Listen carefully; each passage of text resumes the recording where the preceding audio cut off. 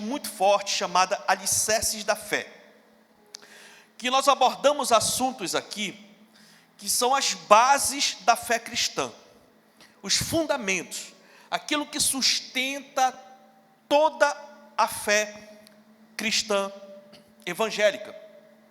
Então, hoje é um dia muito propício para a gente poder trabalhar um dos alicerces fundamentais da nossa fé, né? No Evangelho de João, no capítulo 4, versículo 25, diz assim, a parte B: eu sei que o Messias, chamado Cristo, está para vir. Quando ele vier, explicará tudo para nós. Cubra sua cabeça, feche seus olhos e vamos orar. Pai, nesse momento, eu quero te agradecer. Muito obrigado por esta mensagem, por este dia, por esse momento muito oportuno para nós refletirmos, Pai, sobre essa base, esse fundamento da nossa fé, tão importante e que norteia todo o resto. Em nome de Jesus, que o Senhor faça um milagre, opere a bênção, trabalhe em nossas vidas, nós possamos sair daqui hoje alicerçados no Senhor. No nome de Jesus, se você crer, diga amém. Glória a Deus. Irmãos, para o povo cristão, e principalmente os cristãos católicos, hoje é o domingo de Páscoa. Amém? Amém, meus irmãos? Hoje nós celebramos a Páscoa, né? E é muito legal. Mas você sabe o que é a Páscoa? De fato, você sabe o que é a Páscoa? De repente, muita gente comemora algo que não sabe o que é. De fato, o que é. Correto? Se alguém chegasse com você e perguntasse para você, o que é a Páscoa? Pela ótica da Bíblia, você iria responder para essa pessoa de uma forma assim, clara, simples, resumida?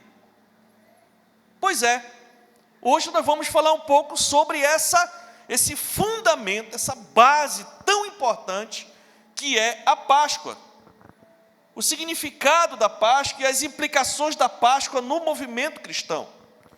Então, por conta disso, hoje nós vamos falar sobre a cruz e sobre a coroa. Amém, meus irmãos? Vamos falar hoje do Cristo sofredor e do Messias vencedor. Amém, queridos? Que assunto legal! Então, para nós entendermos o que é a Páscoa, nós precisamos voltar a um tempo muito antigo, há muito tempo atrás. E nesse tempo, o povo de Israel viveu no Egito por aproximadamente 430 anos. Você sabe da história. José, quando já estava no Egito, filho de Jacó, chegou a ser o governador do Egito. Houve uma grande fome em toda a região, incluindo na região do pai dele e que estavam seus irmãos. Todos eles foram para o Egito atrás de comida, porque realmente iriam perecer. E lá eles encontraram José. Então, José, o seu pai e todos os seus irmãos com as suas famílias viveram aonde? No Egito. E foi lá no Egito que Deus cumpriu a promessa para o avô de Israel, Abraão, que iria gerar de Abraão uma descendência, um povo dele forte. Então esse povo numeroso e forte foi gerado aonde? No Egito. Foi lá no Egito que o núcleo de Jacó se multiplicou e se gerou um povo muito forte, muito numeroso, dentro do território do Egito. Então, como a gente fala aqui, mais de 400 anos se passaram. Então, a memória de José praticamente ficou o quê? Esquecida. E se levantou um faraó. Se levantou um governador do Egito que viu esse povo numeroso, forte, abençoado, e ele disse: rapaz, a gente vai ter que cortar a asinha desse povo, senão esse povo vai se virar contra nós e vai se rebelar contra nós e vai derrotar-nos. Então, o que ele fez? Ele começou a escravizar o povo. Então, os últimos anos do povo de Deus no Egito foram anos muito duros. Duros ao ponto do povo, o quê? Gemer, como diz a Bíblia. E aí o povo se lembrou da promessa que Deus ia tirar eles de lá, iria levar para uma terra que o seu primogênito, seu pai na fé, o Abraão, recebeu como promessa. Começaram a orar a Deus. Então o povo clamou a Deus, e Deus ouviu o clamor do povo e levantou Moisés para libertar o povo da escravidão do Egito, que é aquela história do Mar Vermelho, que Moisés saiu com todo o povo e tal, atravessou o Mar Vermelho, toda aquela história lá. Mas antes dessa travessia, Moisés se levantou e foi falar com o faraó. Ei, liberta o povo, que o povo precisa adorar a Deus no deserto. Faraó endureceu o coração. Disse: não, ninguém vai sair daqui. Esse povo são meu, é minha propriedade, são meus escravos, e eu não vou liberar. Como consequência desse endurecimento, o Senhor começou a enviar sobre o Egito pragas, sobre toda a nação, menos na região onde o povo hebreu habitava. Então, quando as pragas chegavam no Egito, assolavam toda a nação, menos a região onde o povo de Deus estava. E a última praga, a 10ª praga, que foi realmente aquela que abalou mesmo as estruturas do Egito, foi a morte de todos os filhos primogênitos dos egípcios, tanto de pessoas como de animais. Então Deus disse assim: tu não quer liberar? Então agora eu vou liberar uma sentença de morte contra todos os egípcios. Todos os filhos primogênitos, todos os primeiros filhos, quer seja criança, adolescente, jovem, adulto ou idoso, todos os primeiros filhos vão morrer. E não só de pessoas, mas como de animais também. Todas as primeiras crias também iam morrer. Agora, para que os filhos do povo de Deus não morressem, Deus instituiu um ritual, de quem obedecesse esse ritual teria o seu filho poupado. Então Deus estabeleceu um ritual para o povo de Deus. Esse povo, cada família ia fazer esse ritual, e quando a praga chegasse, não afetasse o povo de Deus, só o povo egípcio. E esse ritual Deus chamou de Páscoa, ou passagem. É esse ritual que é a Páscoa para os judeus. E como era esse ritual, pastor? Esse ritual da passagem da Páscoa? Deus chegou com Moisés e disse: Moisés, contando de hoje, do dia que eu te falei, você vai falar para todo o povo, que eles vão contar de hoje 10 dias. Quando chegar ao 10º dia, cada chefe de família vai pegar um cordeiro, que é um filhote do carneiro, um cordeiro. Só que não era qualquer cordeiro.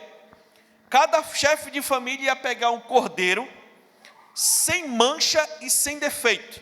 Não podia pegar um cordeiro doente, não podia pegar um cordeiro com algum defeito físico. Tinha que ser um cordeiro sem defeito e sem mancha. Tinha que ser um cordeiro todo branquinho.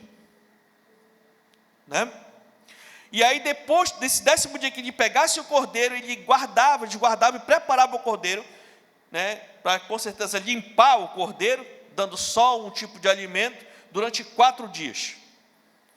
Então depois desses 4 dias se passado, todos os chefes de família, naquele dia, no 14º dia, iriam sacrificar aquele cordeiro. Sacrificar o cordeiro, aparar o sangue do cordeiro, e pegasse esse sangue e passar nos umbrais e na verga das portas da casa, com aquele sangue. Pegava o sangue e passava na porta, no que a gente chama de hoje de castilho, ou caixilho da porta. Amém, meus irmãos? Então ele pegava lá e passava aquele sangue daquele cordeiro nos umbrais da porta, certo? a carne, eles pegavam a carne daquele cordeiro, preparavam a carne, as vísceras eles colocavam para assar no fogo, preparavam pães sem fermento, e a água, ou um chá, ou um suco, eles trabalhavam com ervas amargas. E quando fosse a noite, toda a família sentava ali, com aquele cordeiro preparado, e eles iam cear, fazer uma refeição ali. Essa refeição era a refeição da Páscoa, era a ceia. Não era uma refeição de alegria, era uma refeição de libertação, era uma refeição de livramento, porque o anjo da morte ia passar, e uma catástrofe muito grande ia acontecer em toda aquela nação. Algo terrível estava para acontecer na vida de todas aquelas famílias, mas o Senhor estava livrando o seu povo. Então eles sentaram, fizeram aquela refeição, tudo como foi mandado. E a Bíblia diz que à meia-noite, o anjo da morte passou pela nação. Aonde tinha uma casa marcada com sangue do cordeiro, o anjo não tocava. Mas a casa que não estava com a marca do sangue do cordeiro, lá o anjo da morte entrava. E assim foi feito. Todo o povo fez a Páscoa, a primeira Páscoa, foi essa desse jeito. Um anjo da morte entrou, meus irmãos, e você já sabe, né? Aconteceu que todos os primogênitos, tanto de pessoas quanto de animais, morreram, incluindo o filho de Faraó. Faraó chamou Moisés, desesperado, expulsou o povo de lá. E foi que o povo pegou e foi liberto do Egito, rumo ao deserto, para atravessar o deserto e chegar na terra prometida. Deus mandou e ordenou que esse ritual chamado Páscoa, fosse incluído no calendário anual do povo de Deus. Então, essa é a Páscoa para o judeu. Até hoje, a Páscoa é celebrada do jeito que eu estou falando aqui. O povo judeu faz isso. E você sabe que Jesus nasceu na região da Judéia, Jesus era um judeu na terra, e o plano redentor de salvar a humanidade aconteceu justamente no período da Páscoa, para se cumprir as Escrituras. Nesse ritual da Páscoa dos judeus, no tempo de Jesus, se cumpriu o plano de salvação do ser humano. Então, a Páscoa, a passagem, a libertação do povo de Deus lá no antigo mundo, reflete a Páscoa para nós de hoje, da nova aliança. Tudo o que aconteceu na Páscoa da primeira aliança, aconteceu na segunda Páscoa, na segunda aliança com Jesus. Então, nesse ritual, Deus nos mostra como seria o plano para a salvação espiritual, não só do povo judeu, mas de toda a humanidade. Se você for olhar, o nosso Senhor Jesus, ele cumpriu tudo aquilo que as Escrituras falam a respeito dele ser o Messias, o Salvador, o Cristo, aquele que viria para salvar o ser humano de si mesmo, para salvar a alma do ser humano da condenação eterna, para libertar o ser humano do diabo, do pecado e do mundo, e transportar para o reino de Deus, cancelar o escrito de dívida eterna que todo ser humano tem com Deus, através de Jesus, porque Ele veio pagar essa dívida espiritual no meu e no seu lugar. E isso tudo aconteceu aonde? No período da Páscoa, no período em que os judeus estavam comemorando a Páscoa. Então, meus irmãos, o cordeiro sem pecado, o cordeiro sem defeito e sem mancha, representa o nosso Senhor Jesus.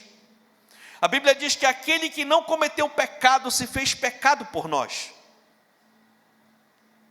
Por isso que o ser humano não tem, nenhum ser humano tem condição de se salvar. Porque nós já nascemos com defeito de fabricação espiritual. Isso é uma herança espiritual desde lá do início, quando Adão desobedeceu a Deus. Então nós já nascemos com uma índole para escolher o mal. É por isso que o ser humano opta por escolher aquilo que mais lhe agrada, e não aquilo que mais agrada a Deus. Porque a carne do ser humano tende realmente para o mal. E é por isso que o mundo está do jeito que está. Porque as pessoas se afastam cada vez mais de Deus e buscam realmente satisfazer os próprios desejos da sua própria carne. Então o ser humano não tem condição de se salvar. Por isso Deus enviou o seu Filho para morrer no nosso lugar e para pagar essa dívida no nosso lugar. E tudo isso aconteceu na Páscoa. Então, queridos, o Cordeiro puro e imaculado é o Filho de Deus. Quando Jesus encarou a cruz, a crucificação, o seu sangue derramado na cruz do Calvário deve ser passado na porta do nosso coração para nos purificar do pecado e nos livrar da morte eterna. A partir daí, nós precisamos nos alimentar de Jesus todos os dias. E por isso ele diz: eu sou o pão da vida. O seu sangue está em nosso coração e sobre a nossa vida, mostrando que através da comunhão com o seu corpo, que é a igreja, e da purificação pelo seu sangue, nós teremos a vida eterna. E essa é a Páscoa para os cristãos. Hoje nós celebramos a vitória de Jesus sobre o sofrimento que ele teve na cruz, para então ser coroado com a vitória sobre a morte. Essa é a Páscoa. Não tem nada a ver com o coelhinho da Páscoa, nem ovo. Primeiro, porque coelho não bota ovo. Na verdade, irmãos, essa questão do ovo, deixa eu explicar para vocês. Lá, muito tempo atrás, no século XVI, alguma parte da Europa, eles tinham a cultura, o costume de, num determinado momento do ano, que era no equinócio, que é justamente nesse período agora que celebra a Páscoa, eles tinham o hábito de dar de presente um para o outro, uma família para outra, ovos decorados, principalmente de galinha. Ovo mesmo decorava e tal e tudo, e faziam a troca dos ovos ali, normal. Vocês estão me entendendo? Agora, mais para cá, aí uma outra parte também lá do povo da Europa, acabaram adotando também como símbolo da Páscoa o coelho, por conta da alta fertilidade do coelho e do poder de se reproduzir. Então o coelho reproduz muito, bota muito ovo, e aí transformaram o ovo de galinha em ovo de chocolate, principalmente, e aí transformaram toda essa cultura aí num processo mercadológico, que isso é muito bom para a economia. Tudo bem, se quiserem dar ovo de chocolate, da Cacau Show, para mim, eu tenho humildade para receber, eu faço esse esforço. Mas eu quero lhe falar que não tem nada a ver com a Páscoa. Amém, meus amados? Tá certo? Então isso é uma questão cultural, econômica e tal, mas a Páscoa não é isso. Tá certo? Também não vamos endemonizar nada aqui, tá bom, meus irmãos? Então eu não vou comer mais ovo de chocolate porque... Pare com isso. Amém? Então, meus irmãos, nós precisamos entender o significado disso, da Páscoa.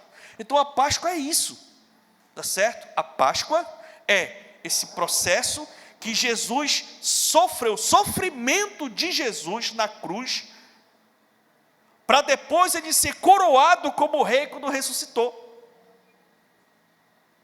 Isso sela o que, meus irmãos? O processo da salvação. Então, a cruz e a coroa são símbolos do Cristo sofredor e do Messias vencedor.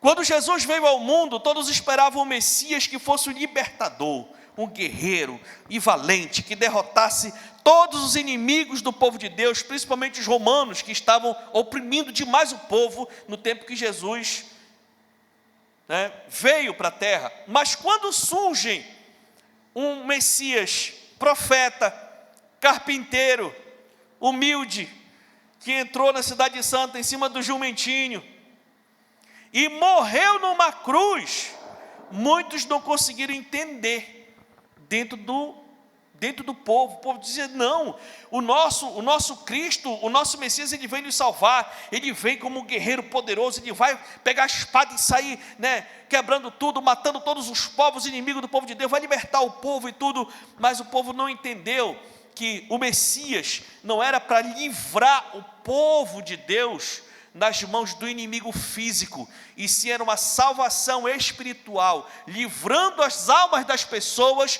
do domínio das trevas.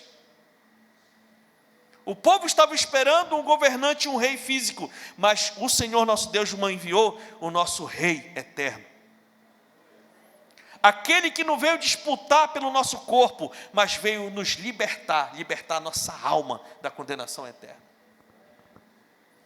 Sabe, meus irmãos, quando nós falamos do Messias vencedor e do Cristo sofredor, nós estamos falando da mesma pessoa, que é Jesus. Ele teve que passar por essas etapas para se cumprir o plano da promessa de nós estarmos reunidos hoje aqui. Sabe, meus irmãos, Jesus é o seu rei, de fato. Ele é o seu Senhor.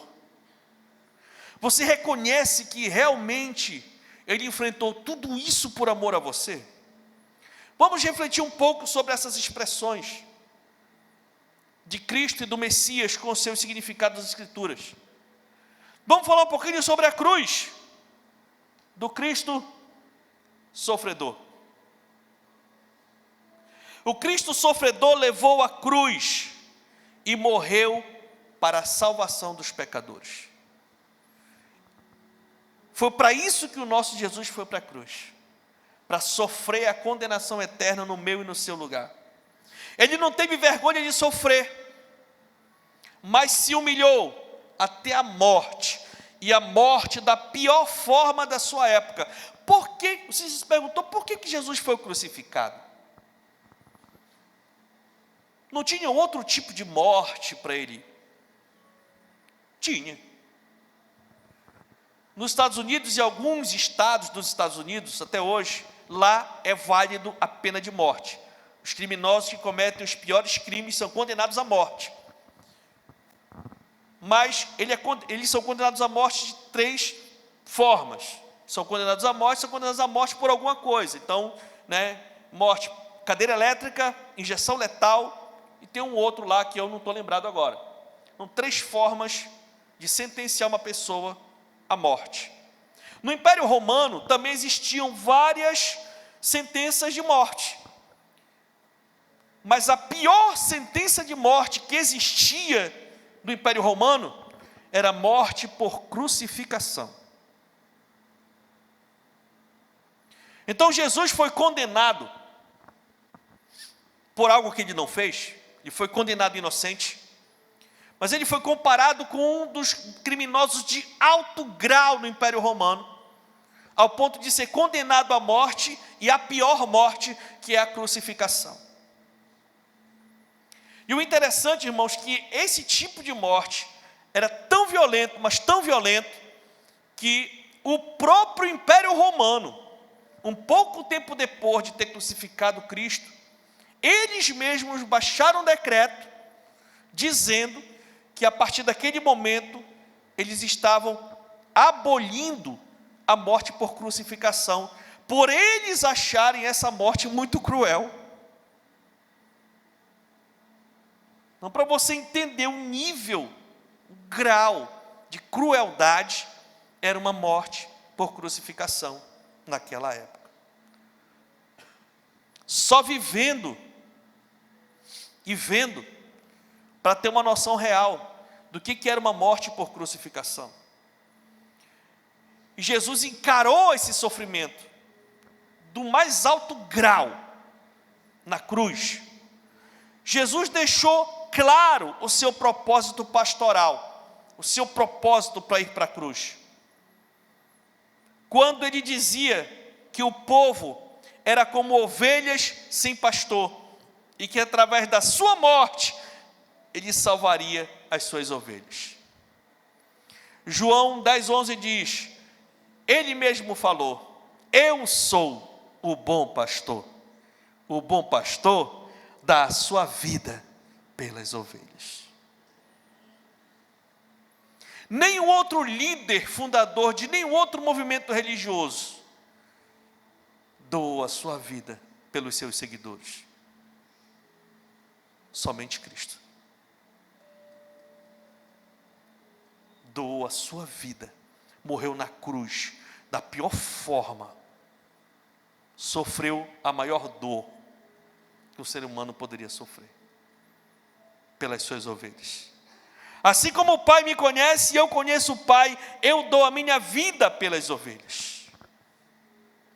Jesus revela para os seus discípulos como ele deveria sofrer, algo que para eles seria inadmissível para o Cristo guerreiro, vitorioso, mas Jesus disse para eles, eu vou precisar sofrer.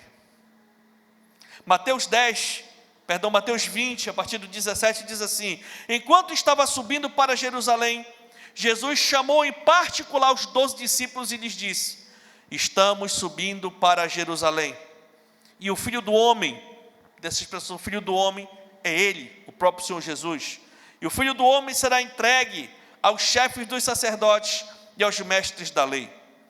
Eles o condenarão à morte e o entregarão aos gentios. Para quê? Para zombarem dele, o açoitarem e o crucificarem. Mas, no terceiro dia, ele ressuscitará.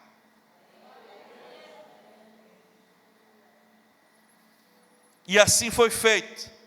Nosso Senhor foi entregue aos líderes, condenado e encarou o sofrimento da cruz por mim e por você.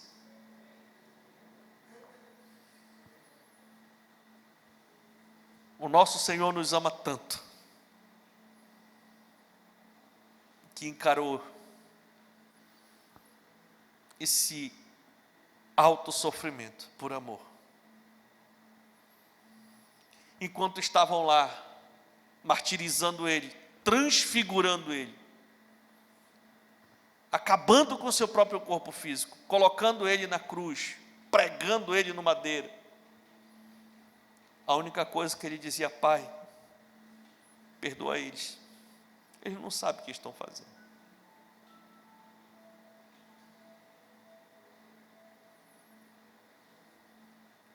O seu sofrimento era intenso, tanto que ele ficou desfigurado, como o profeta profetizou.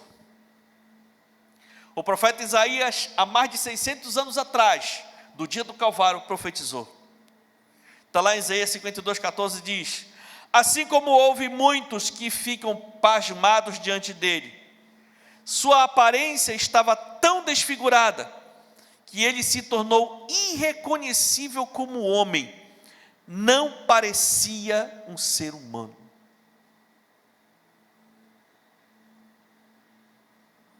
As pessoas olhavam durante todo o percurso da cruz, nos açoites, porque não dá tempo da gente falar os detalhes, mas se você for botar para estudar o processo da crucificação, o processo da caminhada do Calvário, literalmente as pessoas quando chegavam na hora de serem crucificadas, elas já estavam acabadas. Seus membros, suas carnes, muitos pedaços já tinham sido arrancados. E é por isso que a Bíblia diz que o nosso Senhor literalmente foi moído pelas nossas transgressões. Os chicotes dos carrascos romanos tinham lâminas na ponta dos chicotes, chicotes com várias pernas, e tinham lâminas, e essas lâminas tinham curvas. E quando o chicote pegava, a lâmina entrava, e quando ele puxava, a lâmina saía e arrancava.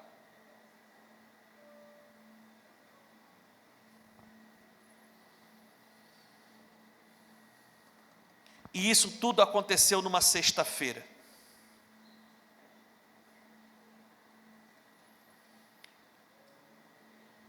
Ele foi o grande sacrifício, o Cordeiro de Deus, que tirou o pecado do mundo.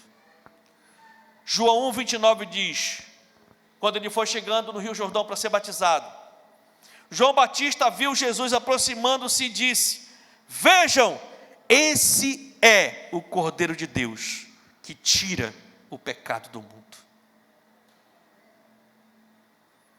O Cordeiro, sem defeito, sem mancha, foi sacrificado na Páscoa. E o seu sangue derramado na cruz veio para justificar todo aquele que crê nesse sacrifício. O nosso Cristo sofredor lutou muito. Ele lutou contra a carne, lutou contra o diabo, que são os grandes inimigos da humanidade. E pelo seu sofrimento na cruz, ele derramou o seu sangue, o sangue da última e eterna aliança entre Deus e os homens. Como está lá em Mateus 26, Jesus estava com os 12 sentados, ceando a ceia da Páscoa. Ele estava ceando a ceia da Páscoa, e na hora daquela ceia do judeu, aquela ceia com pães asmos, com águas amargosas e tal, eles estavam com vinho ali. E ele ceou com eles, depois de cear a Páscoa, aí ele pegou e fez a aliança. Essa aliança que a gente comemora até hoje, nos dias de Santa Ceia. Depois da ceia da Páscoa, ele pegou o pão e pegou o vinho. Enquanto comiam, Jesus tomou o pão e deu graças, partiu e deu aos seus discípulos, dizendo: tomem e comam, isto é o meu corpo. Em seguida, tomou o cálice, deu graças e o ofereceu aos discípulos, dizendo: bebam dele todos vocês, isto é o meu sangue, o sangue da aliança, que é derramado em favor de muitos, para perdão de pecados. Depois daquela ceia, ele saiu para enfrentar a cruz. Todo o sofrimento de Cristo foi por cada um de nós. Cada um, cada pessoa, os 4 cantos dessa terra. Jesus foi lá e pagou o preço da nossa dívida com Deus. Ele enfrentou a cruz para nos garantir a salvação. Então, meu amado, saiba você que Jesus sofreu na cruz para que você não sofresse mais com tanta culpa, com tanta acusação, com tanto descrédito. Jesus morreu na cruz para libertar você do império das trevas, para libertar você do vício, para libertar você dos seus próprios impulsos, de hábitos que você sabe que tem prejudicado você. De repente, pessoas têm desacreditado de você, coisas que você não quer ser assim, mas não consegue controlar, não dá de parar de fazer.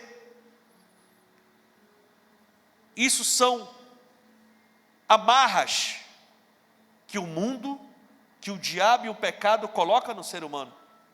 E são essas coisas que fazem o ser humano caminhar para o inferno. Mas Jesus veio, sofreu na cruz, para você parar de sofrer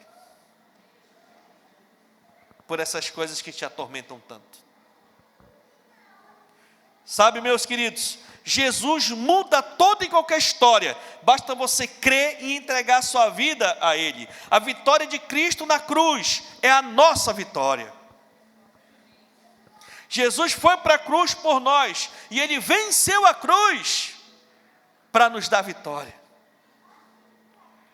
Com Cristo nós aprendemos que não há vitória sem luta, que após a dor vem a alegria, e após a cruz vem a ressurreição. Então entenda que antes da gente experimentar de algo, tem que haver sacrifício. Hoje, infelizmente, as pessoas querem pegar as coisas prontas, e não existe isso. Sem sacrifício, não há vitória. Jesus sacrificou na cruz, para hoje, Ele está com a coroa de rei. E Ele deu o primeiro exemplo. Você quer realmente ser uma pessoa de sucesso? Você quer ter paz na sua casa? Você quer encostar o juízo no travesseiro e deitar em paz, sem pensamentos, sem perturbações na sua mente? Entenda, Jesus pagou esse preço. Está na hora de nós aceitarmos esse sacrifício e fazermos a coisa acontecer. Cristo sofreu por você, Cristo sofreu na cruz, e por Ele ter sofrido na cruz, Ele foi recompensado com a vitória. A coroa do Messias vencedor, o Messias vencedor era esperado como o rei dos judeus, e foi justamente essa a condenação de Jesus na cruz. Foi esse o crime. De que Jesus foi acusado de tão grave para Ele ter sido crucificado? Foi uma acusação falsa, mas que deu certo. Ele foi acusado de se levantar como um novo governante, um novo rei, o rei dos judeus, sendo que toda aquela região era dominada pelo imperador romano. Então, o crime mais cruel contra o governo romano era alguém se levantar como rei, porque estava tomando o lugar do imperador. João 19:19 diz: Pilatos mandou preparar uma placa e pregá-la na cruz, pregou na cruz, com a seguinte inscrição: Jesus Nazareno, o rei dos judeus. Como um sinal para todo o povo. Olha aqui, ó, quem quiser seguir a Ele, olha aqui o destino do rei de vocês: a cruz, a morte. E a única coisa que Jesus levou com essa acusação falsa de ser um rei foi uma coroa de espinhos cravada na sua testa. Algumas pessoas têm uma visão romântica disso, né? Pegou uma coroa de espinhos e colocou com todo cuidadinho na cabeça de Jesus. Meus irmãos, não vamos ser ingênuos nem inocentes.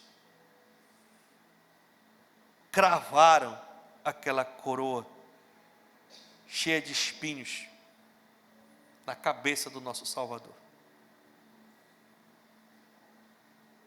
Sabe, queridos, e Ele foi coroado com essa coroa de espinhos e uma túnica real que foi para a sua humilhação, para o seu escárnio. João 19, a partir do 2 diz: os soldados teceram uma coroa de espinhos e a puseram na cabeça dele, vestindo-no com uma capa de púrpura. E quando Jesus veio para fora, usando a coroa de espinhos e a capa de púrpura, disse-lhe Pilatos: eis aqui o homem, eis aqui o rei de vocês. Agora vocês vão acompanhar a crucificação desse rei de vocês aqui, nessa cruz aqui.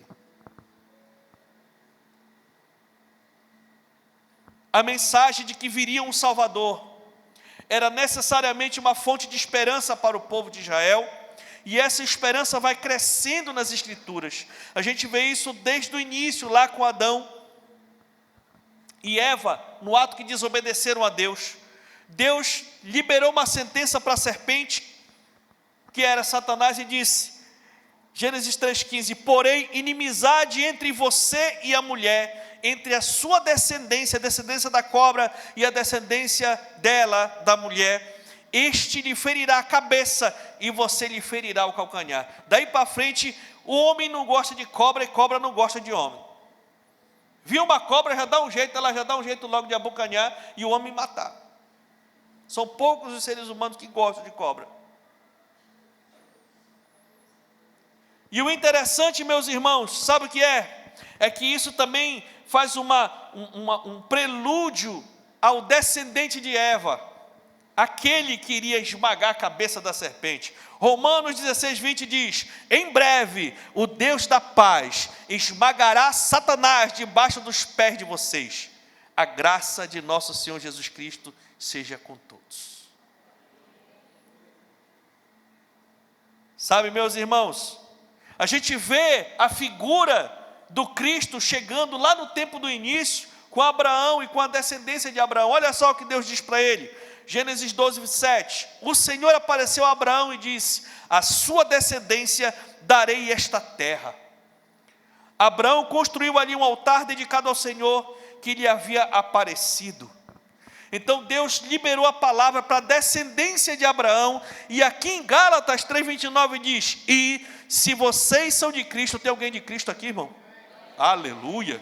Então, se vocês são de Cristo, vocês são descendência de Abraão e herdeiros, segundo a promessa que Deus fez para Abraão lá no início. Oh, glória!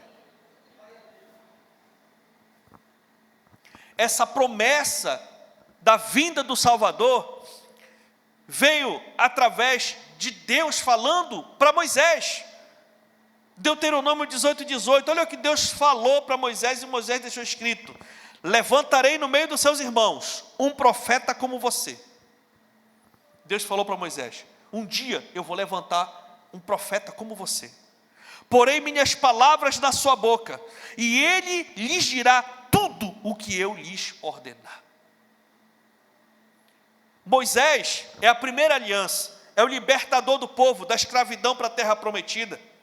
Jesus é o profeta da segunda aliança, que libertou o povo do império das trevas para transportar para o reino da luz.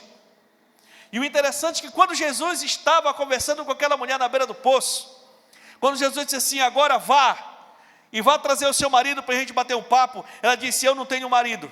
Ele disse, bem você falou que não tem marido, porque tu já tiveste 5 maridos, e esse que você está agora, não é teu marido. E olha o que ela falou, disse a mulher, Senhor, eu vejo que o Senhor é profeta, e eu acredito que o Senhor não é um profeta qualquer não, o Senhor deve ser aquele profeta que Deus falou para Moisés que ia levantar na terra.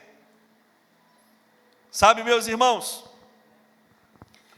o nosso Cristo é aquele Messias que veio para o povo como um sacerdote, intercessor, até que a partir de Davi tomou a figura da realeza.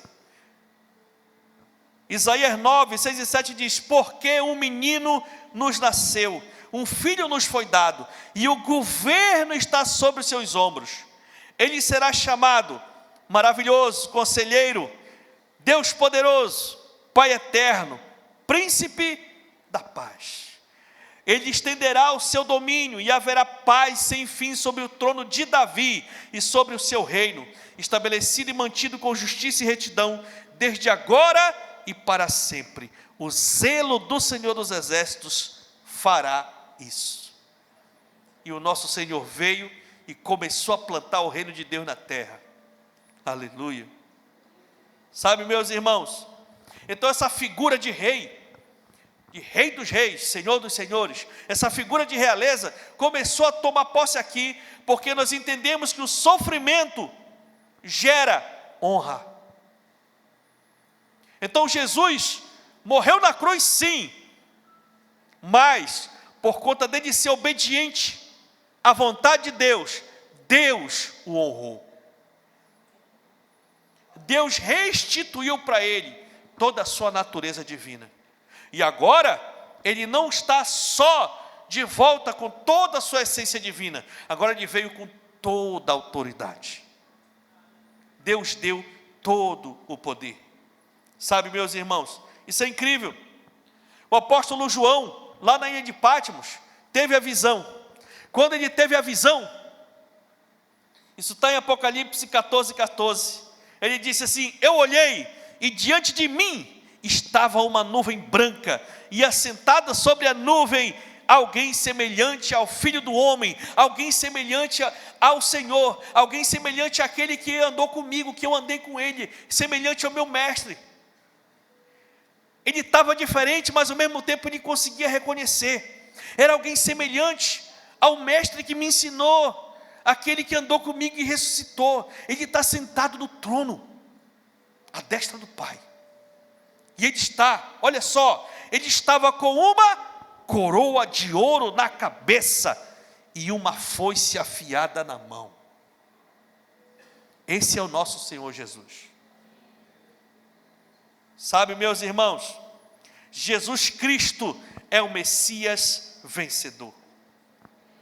No terceiro dia após a Páscoa, Jesus, o nosso Salvador, ressuscitou e recebeu toda a autoridade, toda a honra e toda a glória dada pelo Pai. Essa é a diferença. Jesus sofreu, foi jogada toda a culpa da iniquidade do ser humano nas suas costas.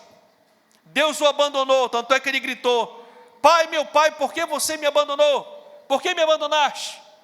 Porque foi naquele momento que o Pai se ausentou, porque Deus não tem parte com o pecado.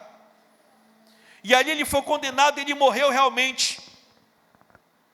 E ele foi condenado, os estudos falam que ele foi condenado e foi para o inferno. E estava no inferno condenado. E no segundo dia, houve uma grande celebração nas trevas. O Filho de Deus estava onde? Condenado. Mal eles sabiam que no terceiro dia, o Espírito de Deus, dado a ordem do Pai, o Espírito de Deus desceu até lá no inferno, e chegou lá, e devolveu para Cristo toda a sua glória, toda a sua natureza. Lá no inferno ele ressuscitou. O inferno achava que ele ia ficar lá, mas o Pai tinha prometido para o Filho: tu vai pagar, tu vai ser condenado no lugar de toda a humanidade, mas no terceiro dia eu vou mandar o meu Espírito lá, e tu vai voltar. Agora, quando tu voltar, tu já vai vir como rei. E o Filho creu, e lá no inferno, ele voltou com a sua natureza divina, com toda a autoridade. Sabe, irmãos, levou o povo da antiga aliança, levou cativo o cativeiro, e apareceu para os discípulos. Mateus 28:18 diz: então Jesus aproximou-se deles e disse: foi-me dada toda a autoridade nos céus e na terra. Hoje eu não sou mais o Cristo sofredor, agora eu sou o Messias vencedor.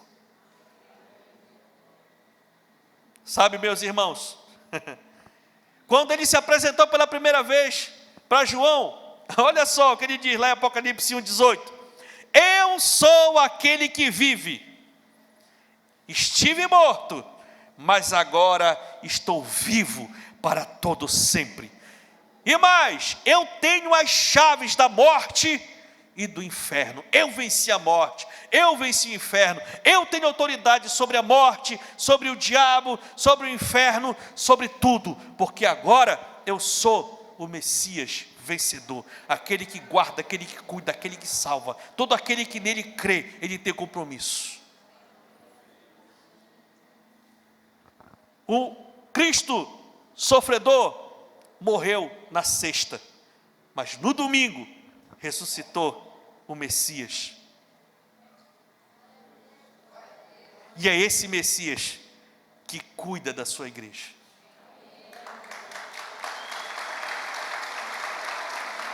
Aleluia! Aleluia!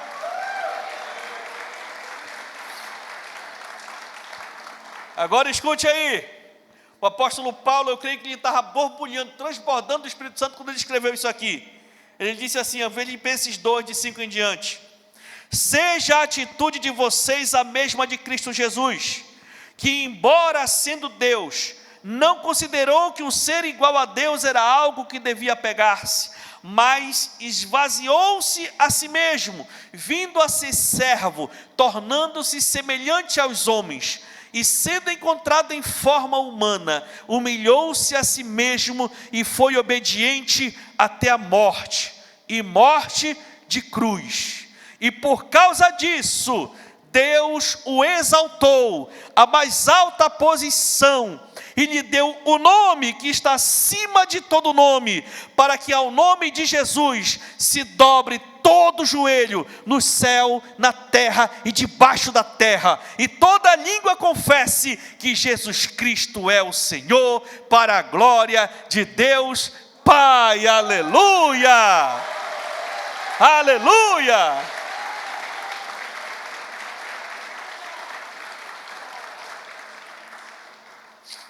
É a esse vencedor que nós servimos, é a esse vencedor que nós seguimos, é a Ele que nós estamos comemorando hoje, a ressurreição do nosso Salvador. Nenhum outro líder, homem, por mais fenomenal que tenha existido na terra, venceu a morte. Todos eles morreram e foram sepultados. Mas o nosso Senhor morreu, é bem verdade, mas Ele ressuscitou. Ninguém vai encontrar nada, restos de nada, por mais que procurem, que até hoje ainda procuram muito, alguns restos mortais, algum registro, alguma coisa sobre o corpo de Jesus, não vão encontrar, porque Ele venceu a morte, Ele ressuscitou, Ele está vivo. Ele apareceu para os seus discípulos e dizia: sou eu, olha aqui, ó, sou eu, pode pegar, está aqui, ó, as marcas, olha aqui o lado, pega, está aqui. Sabe, queridos, esse é o nosso Deus, esse é o nosso Jesus, é Ele que está cuidando da sua igreja, preparando a sua igreja, preparando o seu povo para se encontrar com Ele. Nós somos parte desse povo. Você faz parte disso. Se Deus lhe trouxe aqui para ouvir tudo isso, é porque literalmente você está no seio, no filão, no principal da vontade de Deus. De todas essas pessoas que tem na nossa cidade, de aproximadamente 60 mil pessoas, o Espírito Santo pegou você e veio conduzindo você, conduzindo, até você chegar aqui, para você ouvir isso. Jesus sofreu, sim, e foi por você, por mim, por você, por todos nós.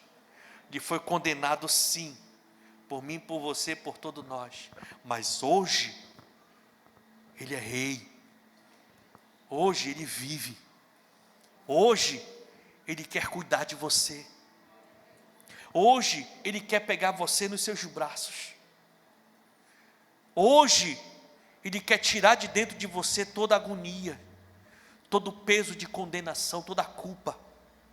Hoje Ele quer guiar os teus passos, influenciar as tuas decisões, para que você possa escolher o melhor sempre para você e para a sua família. Ele quer lhe ajudar a vencer os maus hábitos, a vencer a sua carne, mudar a sua mente. Hoje Ele quer lhe dar uma vida, e uma vida abundante. Lá em Mateus capítulo 11, a partir do versículo 28, Ele, o nosso Messias e Salvador, disse assim: venham a mim, todos os que estão cansados e sobrecarregados, e eu lhes darei descanso.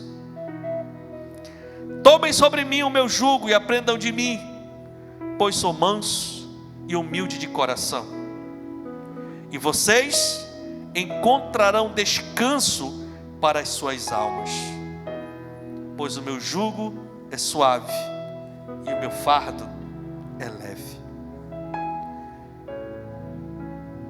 Quase todos nós aqui já experimentamos o jugo do mundo, já experimentamos o jugo do pecado, já experimentamos o jugo do diabo, e uma grande parte de nós aqui sabemos que tem uma diferença muito grande quando a gente começa a seguir Jesus de verdade.